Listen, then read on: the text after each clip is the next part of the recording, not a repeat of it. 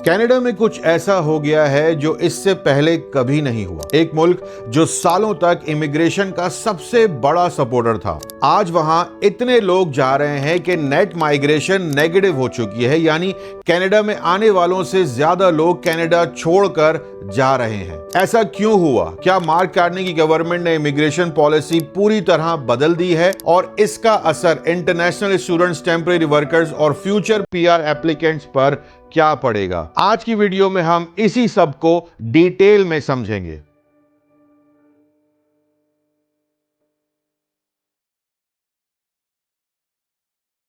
Twenty first century के ज्यादा हिस्से में कनाडा का इमिग्रेशन सिस्टम दुनिया के सबसे लिबरल सिस्टम में से एक माना जाता था और अक्सर कैनेडियंस भी इसकी हिमायत करते थे। आज भी कनाडा दुनिया के उन मुल्कों में शामिल है जहां फॉरेन बॉर्न पॉपुलेशन सबसे ज्यादा है। कनाडा के previous prime minister Justin Trudeau उन चंद लीडर्स में से थे जो खुलकर प्रो इमिग्रेशन पॉलिसीज की हिमायत करते थे। उन्होंने परमानेंट रेजिडेंट के लिए बहुत एम्बिशियस टारगेट रखे, रेफ्यूजी प्रोग्राम्स को एक्सटेंड किया और सीरिया और यूक्रेन जैसे जंग के मुतासिर मुल्कों से आने वालों के लिए कनाडा के दरवाजे खोले। लेकिन पिछले एक साल में सब कुछ बदल गया। कनाडा ने इमिग्रेशन के हवाले से एक ऐसी यू टर्न ली है जिसकी मिसाल उसकी तारीख में मुश्किल से मिलती है। पहली मर्तबा नेट माइग्रेशन नेगेटिव हो गई है, यानी कनाडा में आने वालों से ज्यादा लोग कनाडा से जा रहे हैं। अब सवाल यह है कि आखिर ऐसा हुआ क्यों? इसका जवाब समझाने के लिए पहले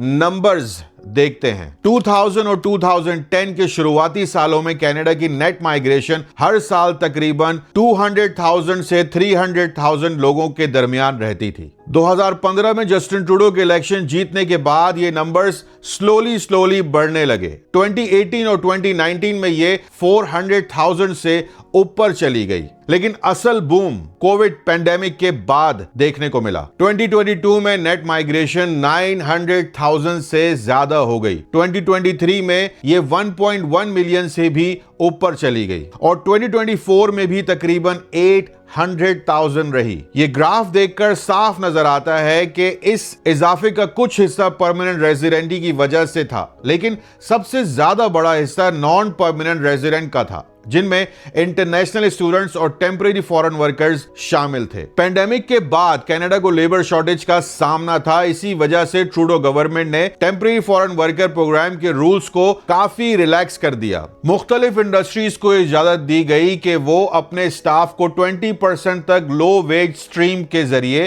टेम्परेरी फॉरेन वर्कर्स से हायर कर सकें। साथ ही स्टूडेंट वीजे को भी इंकरेज किया गया और टेम्परेरी वीजा पर आने वाले स्टूडेंट्स के लिए परमानेंट रेजिडेंट बनना पहले के मुकाबले में काफी आसान बना दिया गया। इसी दौरान कैनेडियन कॉलेजेस और यूनिवर्सिटीज फॉरेन स्टूडेंट्स के ट्यूशन फीस पर ज्यादा डिपेंड करने लग गई। इसीलिए स्टूडेंट वीजा की तादाद जो 2015 में तकरीबन 200,000 थी, वो बढ़कर 2023 में तकरीबन 700,000 तक पहुंच गई। लेकिन उसके बाद सिर्फ एक साल के अंदर ही सब कुछ बदल गया। 2025 के पहले 6 महीनों में जनवरी में जस्टिन ट्रूडो के रिजाइन देने के बाद कनाडा की नेट माइग्रेशन सिर्फ 60,000 रह गई और उसके बाद जो हुआ उसने सबको हैरान कर दिया। अगले 3 क्वार्टर्स में नेट माइग्रेशन नेगेटिव हो गई, यानी कनाडा में आने वालों से ज्यादा लोग मुल्क छोड़कर जाने लगे। तीसरे क्वार्टर में -90,000, चौथे क्वार्टर में -100,000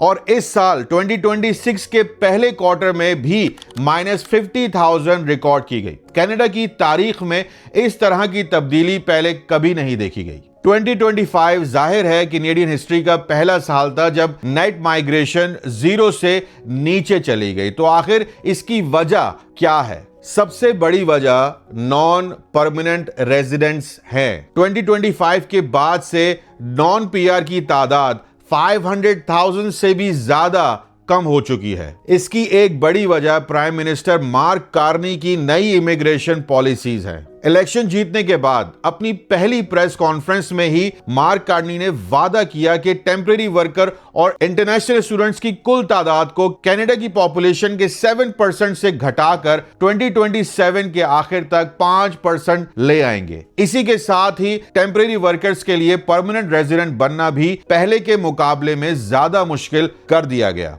पहले टेम्परेरी वर्कर के लिए पीआर का आसान रास्ता एक स्ट्रॉन्ग फुल फैक्टर था जो बहुत से लोगों को कनाडा लाने की वजह बनता था। ये तमाम पॉलिसीज असल में पब्लिक प्रेशर के नतीजे में थी। ट्रूडो के आखिरी सालों में जब इमिग्रेशन रिकॉर्ड लेवल तक पहुंची तो पब्लिक ओपिनियन भी तेजी से बदलने लगा। आईआरसीसी पोलिंग के मुताबिक 2020 में सिर्फ 20% कैनेडियंस समझते थे कि कनाडा में बहुत ज्यादा इमिग्रेंट्स आ रहे हैं, लेकिन नवंबर 2024 तक ये तादाद बढ़कर 54% तक पहुंच गई। यानी आधे से ज्यादा कैनेडियंस इमिग्रेशन के करंट लेवल से खुश नहीं थे। लेकिन सिर्फ नॉन पीआर ही कम नहीं हुए, परमानेंट रेजिडेंट की नेट माइग्रेशन में भी कमी आई। इसकी वजह यह है कि टेम्परेरी माइग्रेशन के लिए पीआर मुश्किल बना दिया गया और साथ ही कुछ परमानेंट रेजिडेंट और कैनेडियन सिटीजन्स भी बेहतर इकोनॉमिक अपॉर्चुनिटीज की तलाश में कनाडा छोड़कर दूसरे मुल्कों का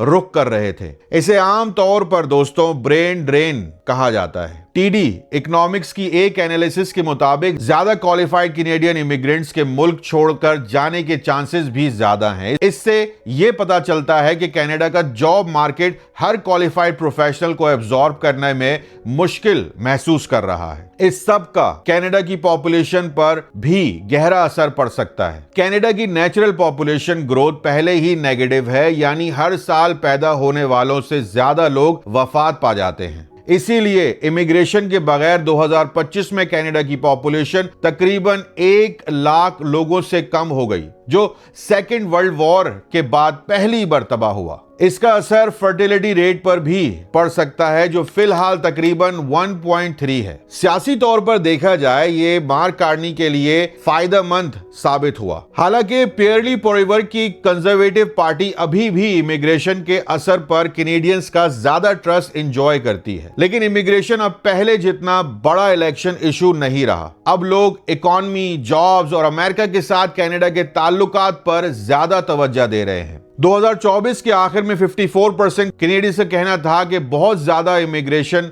आ रही है, लेकिन 2025 के आखिर तक यह नंबर घटकर 47% रह गया है। और जो लोग समझते थे कि इमिग्रेशन की करंट लेवल ठीक है, उनकी तादाद 34% से बढ़कर 38% हो गई है। अगर ये ट्रेंड इसी तरह जारी रहा तो ये गैप मजीद कम हो सकता है। कुछ एक्सपर्ट्स का ये भी मानना है कि इमिग्रेशन में कमी की वजह से कनाडा हाउसिंग प्राइसेस पर भी प्रेशर कम हुआ है, जिसका सियासी फायदा भी मार्क कार्नी को मिला। लेटेस्ट अबकस डेटा पोल के मुताबिक मार्क कार्नी की गवर्नमेंट की नेट अप्रूवल रेटिंग +23 है, जबकि उनकी पर्सनल अप्रूवल रेटिंग +19 है। यानी फिलहाल उनकी इमिग्रेशन पॉलिसीज को काफी हद तक पब्लिक सपोर्ट मिल रही है।